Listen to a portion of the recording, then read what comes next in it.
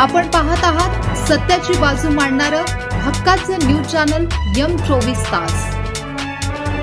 आष्ट्यात 2 तरुणांचा विहिरीत बुडून मृत्यू। पोहायला गेल्यावर घडली दुर्घटना। आष्टा येथील नागाव रस्त्यावरील झोपडपट्टीत राहणारे अजय पपन बागडी आणि केराप्पा धोंडीराम बागडी या 2 तरुणांचा विहिरीत पोहत असताना बुडून मृत्यू झाला। ही घटना बुधवारी दुपारी 2 वाजण्याच्या सुमारास घडली। दुपारी 2 वाजण्याच्या सुमारास अजय बागडी आणि केराप्पा बागडी हे जगन्नाथ धोंडीराम मस्के यांच्या विहिरीत पोहण्यासाठी गेले होते। पोहताना केराप्पा याला दम लागला असल्याने त्याने भीतीने अजय याला घट्ट मिठी मारली। अजय हा पट्टीचा पोहणारा असूनही केराप्पा याच्या मिठीतून त्याची सुटका होऊ शकली नाही, त्यामुळे दोघांचाही या घटनेत मृत्यू झाला। घटनेची माहिती मिळताच घटनास्थळी विहिरीभोवती बघ्यांनी मोठी गर्दी केली होती।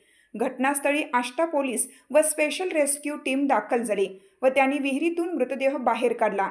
आष्टा ग्रामीण रुग्णालयात शवविच्छेदन करण्यात आलं। घटनेबाबत डॉक्टर नाझरे यांनी आष्टा पोलीस ठाण्यात फिर्याद दिली आहे। अजय बागडी याच्या पश्चात आई आहे, तर केराप्पा याच्या पश्चात आई, वडील, पत्नी व 2 मुले आहेत। दोघेही चिनी मातीच्या बरणी विक्रीचा व्यवसाय करीत होते। मृतदेह पाहताच नातेवाईकांनी एकच आक्रोश केला।